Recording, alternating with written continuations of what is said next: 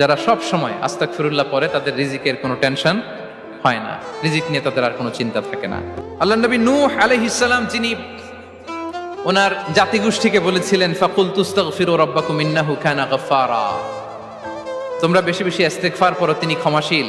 ইস্তেগফার পড়লে কি হবে? ইউরসিলিস সামা আলাইকুম মিদরারা, রহমতের বৃষ্টি বর্ষণ হবে, তোমাদের জমিগুলো উর্বর হবে। ওয়া ইউমদিদুকুম বিআমওয়ালি ওয়া বানিন, আল্লাহ তাআলা তোমাদেরকে সম্পদে বারাকা দিবেন, সন্তানে বারাকা দিবেন।